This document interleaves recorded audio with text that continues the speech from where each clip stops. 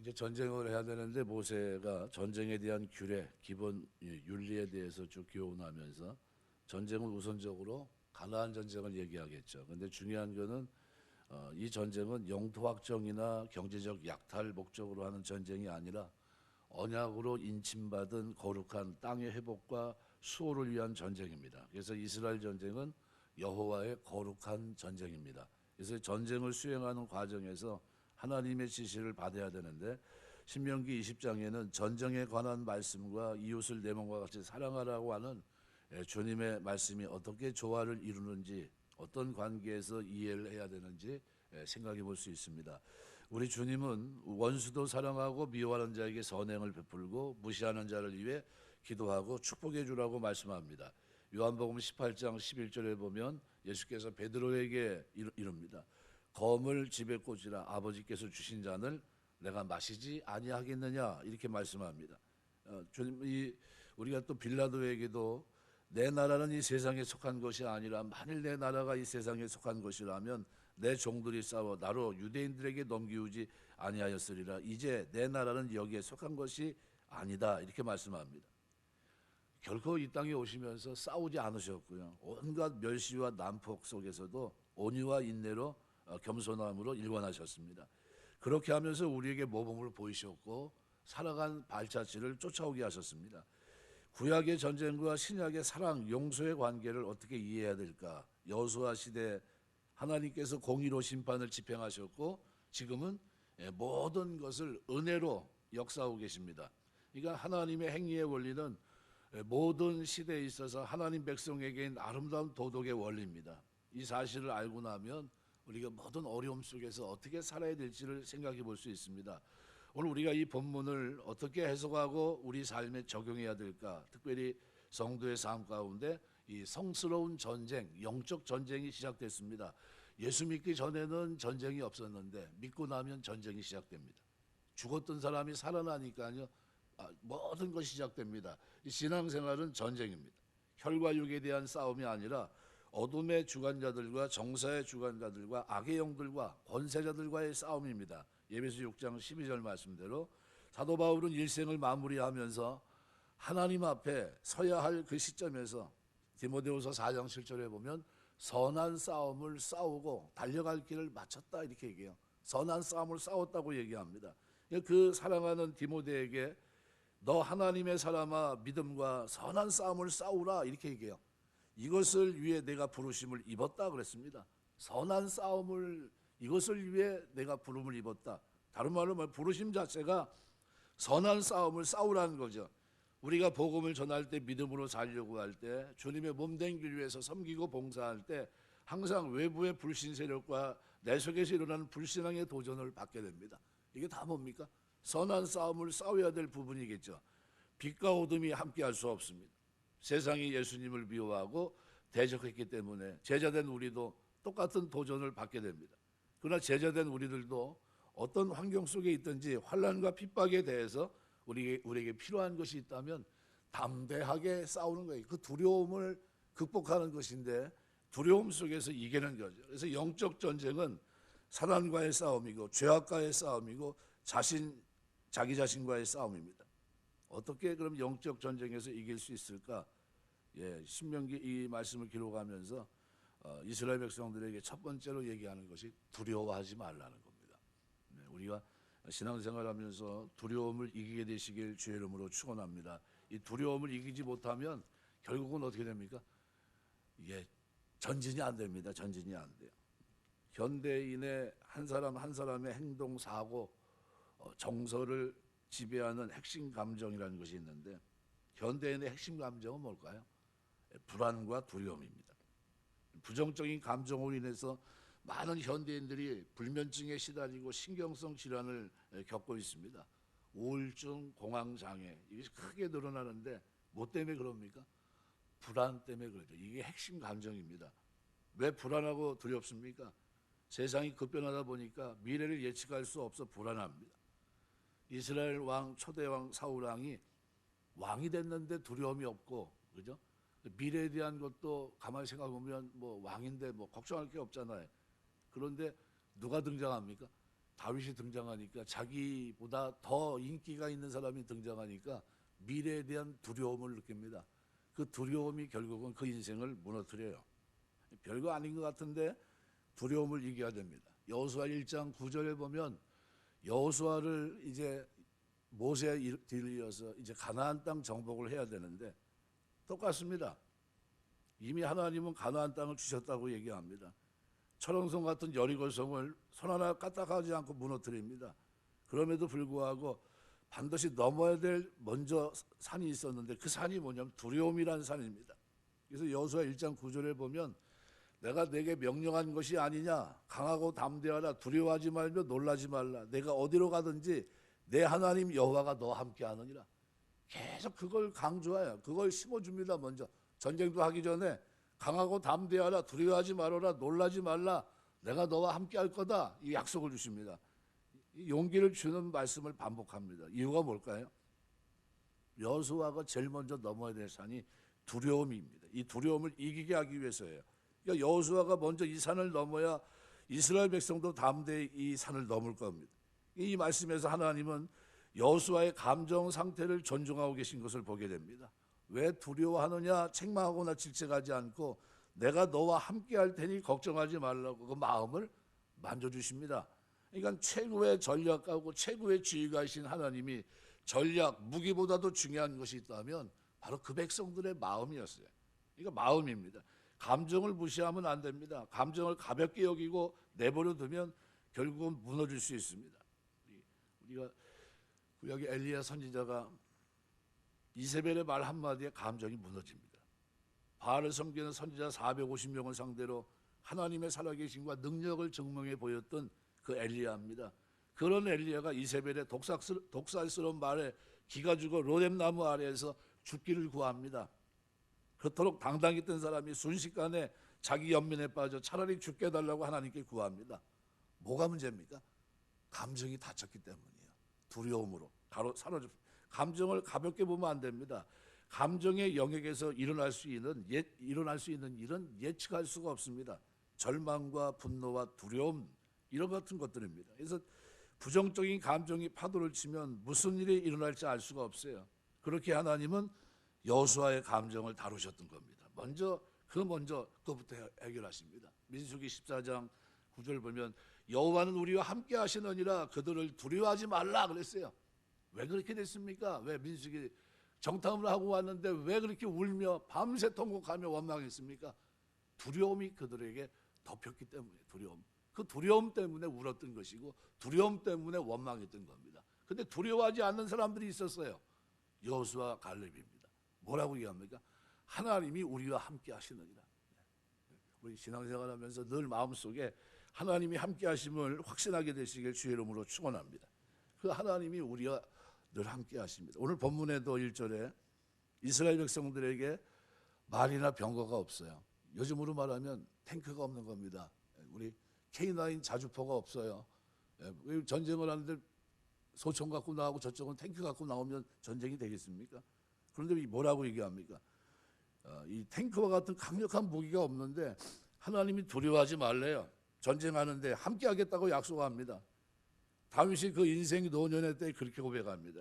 시편 23편 4절 사망의 음침한 골짜기로 다닐지라도 해를 두려워하지 않을 것은 주께서 나와 함께 하십니다. 시편 23편을 성경학자들은 대부분 다윗의 노년기에 썼다라고 이렇게 표현합니다. 그런데 사망의 음침한 골짜기를 한두 번 지났나요? 수도 없이 지나갔어요. 수도 없이. 그가 거기서 느낀 게 뭡니까? 그 두려움을 이겼던 감정이 그 인생의 승리였습니다. 그 비결이 뭡니까? 주께서 나와 함께 하신다는 거예요. 이 확신이 여러분에게 있게 되시길 주의 이름으로 축원합니다. 마태복음 28장 볼지어다 세상 끝날까지 내가 너희와 항상 함께 있으리라. 이 확신이에요. 이것이 신앙생활하는 동안 우리 마음속에 자리 잡아야 됩니다. 하나님이 함께 하신다. 하나님의 임재를 인식하고 사는 것, 그것이 우리가 바로 두려움을 견뎌낼 수 있는 힘이고 이겨낼 수 있는 힘인 것입니다. 누가복음 8장 40절 이하에 보면 회당장 야이로라는 사람의 이야기가 기록되어 있습니다. 12살 먹은 외딸이 있는데 병으로 죽어갑니다.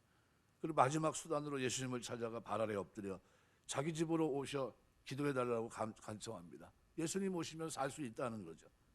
그 청에 예수님이 응하십니다. 함께 오는 중에 병자를 만나 시간이 지체돼요. 회당장의 마음이 급합니다. 안절부절 못하고 있는 사이 회당 집에서 하인이 와서 고합니다. 딸이 죽었습니다. 모시고 올 이유가 없습니다.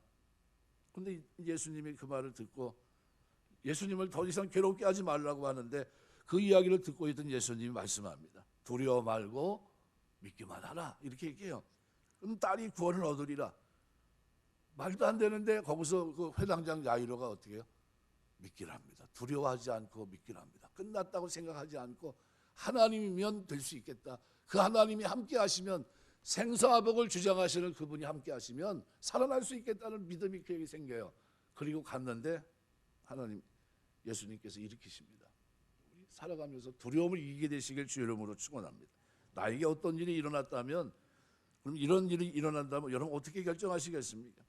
보통 사람의 지식이나 경험에 의하면 끝난 일입니다. 죽었습니다. 무슨 일이 더 일어날 수 있겠습니까? 그러나 믿음은 지식이나 경험을 넘어서는 거예요.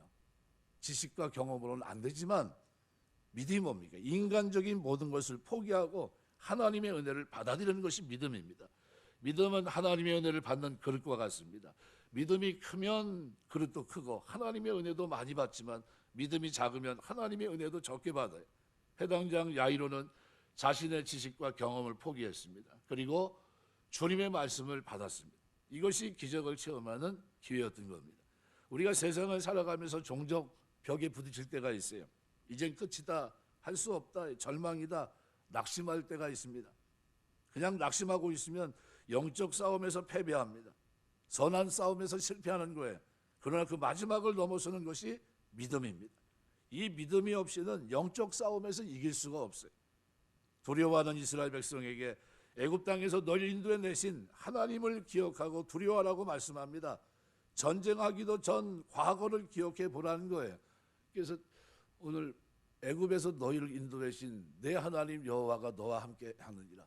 뭘 생각하라고요? 과거에 너와 함께 했던 그 하나님, 절망적인 상황에서 너를 건져내신 그 하나님을 기억하고 두려움을 이기라는 거예요. 우리 살아가면서 주님의 십자가를 늘 기억하시길 주의 이름으로 축원합니다. 나를 거기서 건져내셨어요. 온전한 죄와 사망의 음침한 골짜기에서 끌어내셨어요. 그러면 뭘 기억해야 됩니까? 주님이 나를 십자가에서 그 십자가를 통해 나를 건져내셨는데 그 두려움을 이겨내야 돼요.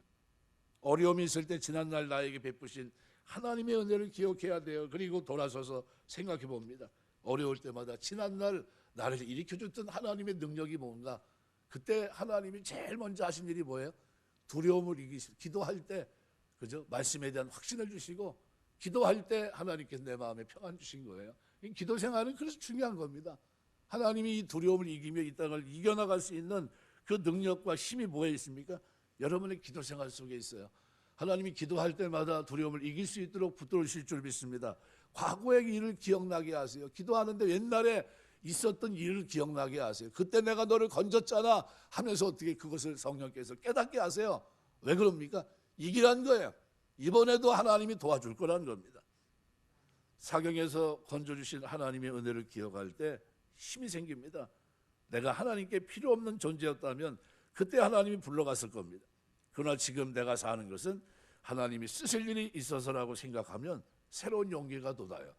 요즘은 조금 제가 몸으로는 굉장히 피곤합니다. 왜냐하면 살 빼기로 결정을 하고 지금 한 8kg 빠졌어요. 재미가 좀 있긴 있더라고요. 이것도 눈은 침침하고 막 그런데 우리 원장님이 아주 관심 있게 옆에서 지켜보고 도와주고 그러니까 이거 하나님이 그냥 하나님이 하셨다고 생각을 해요. 제가 하나님이 오직 가만히만 있으니까 꼼짝 안 하고 먹고 앉아 있으니까 어느 날은 아무것도 안 했는데 밥을 먹고서 저녁이 있는데 소화가 안 돼요. 왜 소화가 안 되지? 안 움직여서 그런가 보다. 근데 그게 한계점에 온 거예요. 그때쯤 되니까 하나님이 원장님을 보내신 것 같아요. 가만두지 말고 가서 좀 끌고 좀 다녀서 좀 운동 좀 시키라고. 그리고 그 이후로 지금 한 8kg 정도 지금 내려가고 있어요. 집사람이 아주 신나가지고 이렇게 쳐다봐요. 저 끝까지 할 건가 이렇게 쳐다보고 있고 눈이 많아서 이제 큰일 났어요. 이제 근데 뭐 어떤 분은 또 뭐 몇 킬로까지, 뭐 90킬로까지 빼면 양복을 해주겠다고 또 그러고 있고, 이게 큰일 났습니다. 이게 안 뺄 수도 없고 가긴 가야 될 것 같고. 근데 언젠간 빼야지 했던 게 한 10년 정도 만에 지금 움직이는 거예요. 예. 참 너무 감사합니다. 이 누가 하신 것 같아요? 하나님이 하신 겁니다. 이게 절대로 안 할 거거든요. 제가 가만히 앉아서 있어야 될 사람인데 그게 그렇게 됩니다. 이거 우리가 하나님의 은혜를 잊지 말아야 돼. 이게 하나님이 하시는 거구나. 하나님이. 그러니까 모세는 백성들에게 애굽에서 나왔던 때 그때를 기억하라는 겁니다. 그때 하나님이 어떻게 하셨냐는 거예요.